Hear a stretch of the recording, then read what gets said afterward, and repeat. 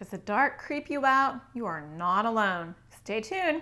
We're going to talk all about it. That's what's up next.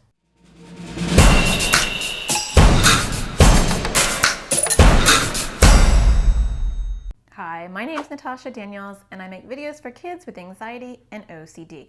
Today I want to talk about the dark because a lot of us, not just kids, are afraid of it.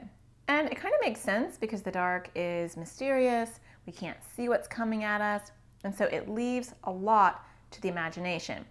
And when you have anxiety and it leaves a lot to the imagination, that's not a good combination because our imagination will fill in the gaps with really creepy, scary stuff. Whether it's monsters or bad guys, it doesn't matter. It's there and it's in the dark.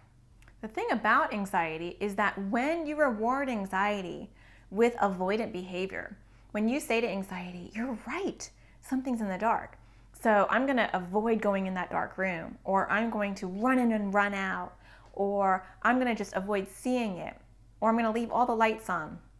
You're telling your anxiety, hey anxiety, you're right. Good thing you warned me about that creepy, creepy dark, because if you hadn't, maybe something bad would have happened. So the more that you respond to your anxiety, the more you give into your anxiety, the more your anxiety grows, because your anxiety thinks that it's correct and maybe it should keep on warning you. So the key to overcoming the darkness is to not give in to your anxiety. But that can be hard because the dark can be kind of creepy. So what are you supposed to do? Well, for starters, I talk a lot about red thoughts and green thoughts, and I talk about that in a different video. And that's just a simple way of saying you want to fight your anxious thoughts. So if your anxiety is saying, hey, there could be like someone in my bed, you want to fight that thought and say, does that make sense? I mean, I've been in my room all day. How would they get there? How is that possible? Does that make sense? And then secondly, so you want to fight your thoughts, right? And argue back. That doesn't make any sense, right? I'm safe in my house. We are all safe in this house. So arguing back with calm, helpful, positive thoughts can be a really good thing. But then you want to move towards your fears instead of away from them. What does that mean? Well, what I mean is instead of avoiding the dark, or even if you run into a dark room, grab your shoes and run back out, you're not fighting your fears because you're still telling your anxiety, we're going to run into the fire, we're going to get something, and we're going to run out of the fire. So your brain is still thinking it's an emergency situation and it's a dangerous situation. So we want to help our brain realize the dark does not equal dangerous. Because when you have anxiety, a lot of times it's dark equals danger. And that's just not the case in your own home. So fix the dark. Instead of avoiding the dark, you want to learn to go into the dark and turn the light on. Turn the light on so that it's not dark anymore.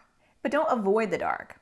So that can be a challenge that you can do at home, is go into dark rooms and learn to turn the light on. And that might seem really simple, but for a lot of people, that's too hard to do. So doing that would be a very big challenge. And secondly, look around in the dark, in your room especially, and if there are things, shadows, that look creepy to you once the light is off, you want to remove those things. So if you have a hat that's sitting on your desk or something, and when the dark hits, it looks like someone's sitting there, then move the hat. Surprisingly, when I talk to kids, a lot of times they have things in their rooms that creep them out or make shadows or look like images when they turn the light off, but they never move them or change them. So if there's something that's specifically bothering you, I always recommend getting them out of your room or putting them somewhere else. Also, you want to have fun in the dark. So if you're avoiding the dark, why not start to do some fun things? At my house, we have a closet that's very dark, and we do a lot of glow-in-the-dark stuff in there. We call it the glow room. So we have glow parties where we get flashlights and we get glow-in-the-dark bracelets or glow-in-the-dark paint, and we have fun in there. So sometimes a fun way to overcome the dark is to associate the dark with fun. Because right now, for anxiety, it's dark, scary, and dangerous. Dark, I'm gonna die. And so you want to associate the dark with good things. So dark, glow party. Dark, shadow party. You can make shadow figures if you're good at that. So you want to help train your brain to see the dark in a fun sort of way. That doesn't mean your fear of the dark is going to go away, but you're going to help your brain learn that dark doesn't always mean death and destruction. Lastly, you don't have to love the dark. Frankly, I don't love the dark because I'm an anxious person and I don't like the unknown. But I'm not going to avoid the dark. And so if I'm sleeping in a very dark room, I might put a light on in my closet so it's not completely dark, pitch black in there. And then I feel better. That is okay. We want to be able to live accepting the darkness, but that doesn't mean that you have to live in pitch black. So you're learning how to cope. You're learning what things you can do to make it better. Do I need to put my closet light on? Does that make it better? Do I need to remove things? Does that make it better? And also, I'm going to have fun in the dark sometimes so that I can teach my brain that the dark is not going to kill me. The worst thing you can do is give in to your anxiety for anything, and the dark included. So the more you avoid, the more you run away from things, the more you give in to your anxiety and say, you're right, the dark is so bad, I'm never going to be in the dark, never going to go to the dark, I'm going to have to bring my brother or sister with me when I go in the dark. That grows your anxiety. So any way you can avoid doing that and move towards the fear, whether it's turning the light on for yourself, going really slowly, the smaller your anxiety will eventually be. And then you're training your brain. You know what? The dark's not that bad after all.